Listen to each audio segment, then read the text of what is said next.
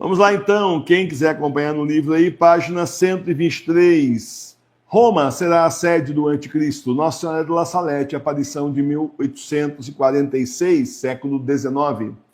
Os sacerdotes, ministros de meu filho, pela sua má vida, sua irreverência e impiedade na celebração dos santos mistérios, pelo amor do dinheiro, das honrarias e dos prazeres, tornaram-se cloacas de impureza.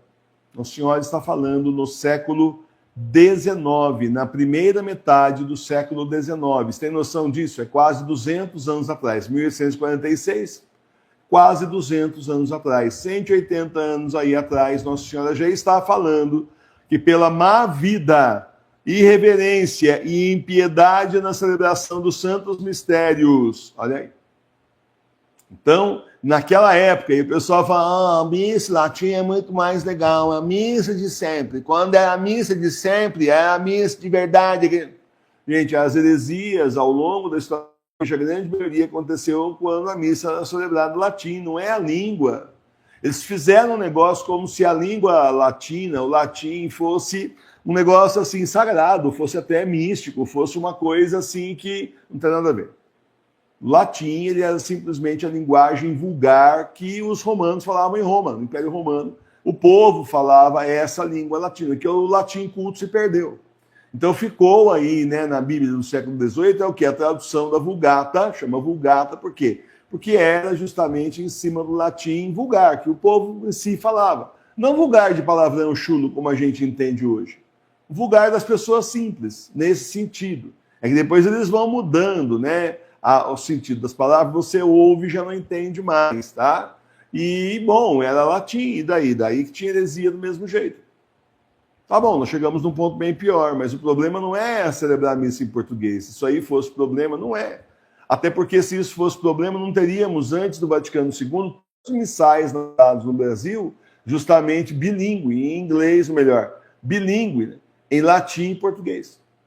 Como aquele de 63 que a gente usava antigamente, quando não tinha missal dos leigos no começo aqui da paróquia. Então, é isso. Os ministros do meu filho, pela sua má vida, sua irreverência e impiedade na celebração dos santos mistérios. Estão celebrando os santos mistérios em latim, e daí? Daí. Nem por isso tem reverência ao Senhor, nem por isso estão fazendo o que era para fazer. Então não é porque mudou para português, não tem nada a ver isso aí. Pelo amor do dinheiro, nós estamos falando do século XIX. Por amor do dinheiro, das honrarias e dos prazeres. Século XIX, meus irmãos. Se fosse uma profecia, sei lá, Nossa Senhora de Fátima, já seria um horror também 100 anos atrás, né? Se fosse, sei lá, uma profecia que fosse reconhecida pela igreja de 20 anos, mas olha, 1846. Tornaram-se cloacas de impureza. Por que será que muito padre aí não gostam de Nossa Senhora de La Salete? Né? Aí a gente teve o caso aí da gente participar, filmar a inauguração de uma paróquia de La Salete, Nossa Senhora de La Salete, pedir ao padre na entrevista que falasse a respeito do Nossa Senhora de La Salete, quando a gente não conhecia também, e ele deu um sorrisinho de canto de boca e falou, depois vocês pesquisam, tchau, fui. E era um cara inteligente, hein? Era inteligente, não tinha panga de ser burrão, não. Não quis falar, porque ele ia falar isso aqui para nós. Então, sim, os sacerdotes atraem a vingança e a vingança paira sobre suas cabeças. Ai dos sacerdotes e das pessoas consagradas a Deus, que pela sua infidelidade e má vida crucificam de novo meu filho. Agora já abrangeu aí, já aumentou, já está chegando nos religiosos e religiosas também. Religiosos e religiosas, sacerdotes, isso é há 180 anos atrás. A gente tinha uma visão, gente, que não correspondia mais à realidade. A gente tinha uma visão que, olha, eu me lembro que uma vez, conversando com um rapaz, quando eu fazia teatro ainda estudantil, eu comecei a fazer teatro, e era mocinho ainda, né? E, enfim, né, o diretor da escola pediu que eu fosse lá ajudar o grupo lá, queria um professor tomando conta dos estudantes, para não virar bagunça, né? E eu me lembro que nessa questão assim, do início, eu conheci um rapaz, que o filho dele, melhor, eu conheci um rapaz que o tio dele era padre. E ele falava que o tio dele morava num instituto desses de padre, que todo mundo é padre. E ele falava que era assim, um não falava com o outro, maior fofoca, um querendo derrubar o outro. Eu fiquei tão chocado naquela época com isso. Achei uma grossa mentira. Só pode estar mentindo, não é possível. Eu achei que não era. Eu também tinha uma noção, assim, uma visão muito alta deles. Eu achava que eram mesmo pessoas num caminho de santidade adiantadíssimo. Achava que se eu tinha um chamado tão grande de entregar a minha vida ao Senhor, trabalhar para a igreja, tudo que eu pudesse, em tudo quanto fosse pastoral que meu tempo permitisse, né? E eu já tinha aquele chamado de Deus tão forte. Imagina eles que entregaram a vida inteira a Deus, que são padres, não casados, não nada, abriram mão de tudo e foram entregar a vida a Deus. Isso realmente, na vida dos santos é assim mesmo, mas na vida dos santos, nós estamos falando da vida dos santos. É lamentável, é realmente lamentável, é triste e é lamentável. Mas o que você pensava dessa gente não tinha nada a ver. Porque se tivesse, eles teriam se levantado aí a favor do Bento XVI contra Jorge Mário Bergoglio. Não teriam permitido o cisma que aconteceu na igreja. Tá certo? Olha aí. Os pecados das pessoas consagradas bradam ao céu e clamam por vingança. Porque os pecados dessas pessoas que se chamam em religiosos, religiosas, padres, bispos, né, sacerdotes, agora eles gostam de chamar de sacerdotes. Não é mais padre, é sacerdote.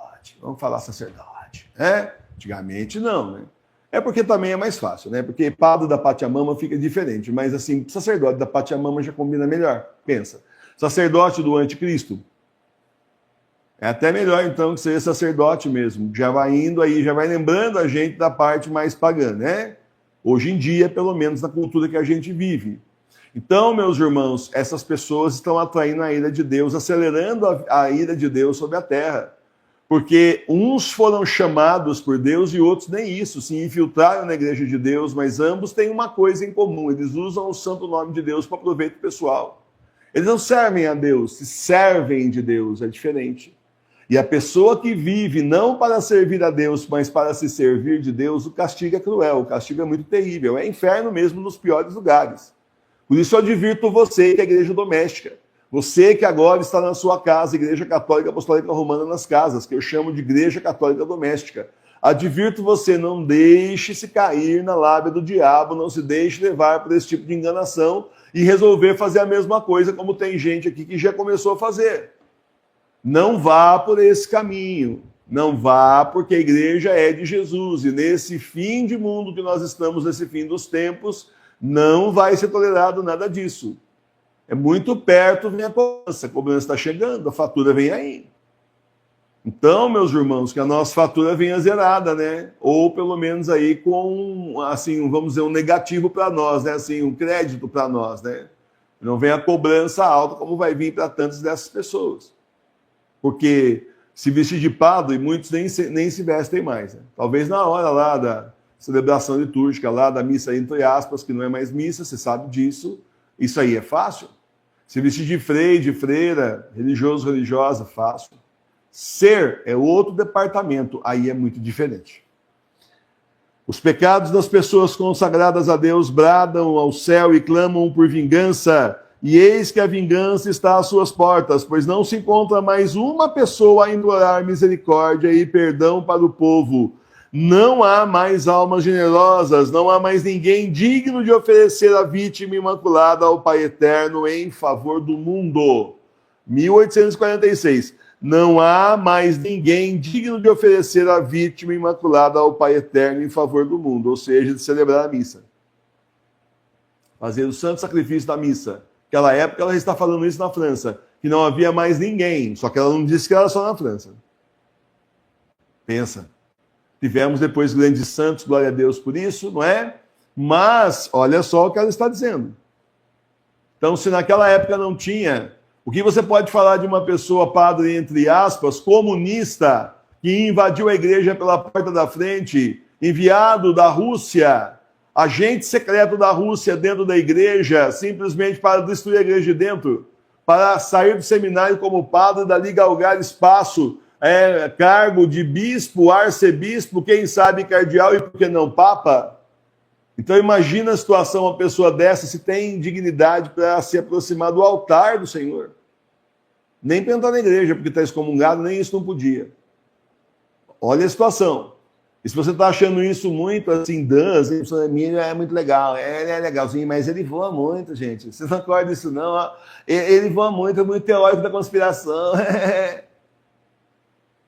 Bela Dodge era uma ex-espião russa nos Estados Unidos, que a família era católica, ela foi ser comunista e ajudou a entrar mais de 1.000, penetrar e invadir aí. E olha, essas coisas, gente, tem que entender. Quando a gente fala em invasão, o que é que se pensa quando se fala de invasão? Quando se fala de invasão, você já pensa o quê, né? Falou invasão na igreja, um monte de gente fardado lá, com o rifle na mão, invadindo a igreja. Não, foi pela porta da frente. Foram 1.000 seminaristas que ela foi infiltrando com o passar dos anos nos seminários dos Estados Unidos. Só que ela era uma, né? Quantos mais não tinha no mundo inteiro? Uma infiltrou mais de 1.000 seminaristas. E essas pessoas, é claro, elas eram comunistas e não eram de jeito nenhum católicos, portanto, não podiam de jeito nenhum receber a ordem. Receberam a ordem, não, mas foi inválido. São excomungados. E aí uma pessoa dessa que vira bispo e que depois sai ordenando padre, tudo que ele faz é inválido. Tudo o batismo que fez foi inválido, tudo foi inválido. Você imagina, pensa isso. Só que a gente sabe que ela fez isso porque ela se arrependeu e confessou com Dom Fulton Sheen, que é um santo, ele é tão santo que a igreja bergoliana odeia ele. Então nem como beato não quiseram colocar ele, mas ele já estava na fila para ser beato, um santo padre, um santo bispo da igreja lá americana, que combateu o comunismo, por isso que ele nunca foi beatificado. Ah, entendi! Então, você veja a situação. Olha só a invasão, o tamanho que foi. Então não é teoria da conspiração, é prática da conspiração já, porque eles praticaram muito, eles teorizaram antes, depois eles praticaram. E isso foi na década de 30. Isso foi na década de 30, aí quase 100 anos atrás. Imagina os maus e podres frutos que isso deu na igreja para chegar no que chegou agora. Entendeu agora o que está destruído? É isso, a invasão foi pela porta da frente. Certo? Deus vai golpear de modo inaudito o mundo. Ai dos habitantes da terra. Deus vai esgotar sua cólera e ninguém poderá fugir a tantos males acumulados. Então eu vou parar por aqui. Amanhã nós continuamos, porque é o seguinte, meus irmãos, não é à toa que o Senhor vai destruir tudo. Ele realmente deu bastante tempo para o mundo, mas agora está no final. E ele foi resgatando aqueles que são dele. Imagina se o mundo tivesse acabado há 20 anos, o que aconteceria conosco, por exemplo? 30, 50, 60 anos, não é? Então, o Senhor, ele simplesmente agora está realmente no final mesmo, não tem mais como, porque agora não dá mais para dar chance. Agora tem que vir mesmo a grande tribulação, anticristo, besta, marca da besta, grande perseguição, quem não tiver a marca da besta, para converter aí pelo menos 1/4 da população mundial e serem salvos os 3 dias de escuridão, pelo menos atravessar os 3 dias de escuridão. Não quer dizer que estão no céu, não, mas atravessaram. E Jesus ainda falou aqui numa profecia, vão ter que se comportar, ó. Vão ter que se comportar, né? Sair no quarto dia, carnaval, nós passamos, agora a gente tá salvo, vamos lá. Mas isso aí não. Então, meus irmãos e minhas irmãs, o castigo é iminente, está muito perto agora. Nós estamos mesmo no final desses tempos que são os últimos. São os tempos do Apocalipse. Louvado seja nosso Senhor Jesus Cristo.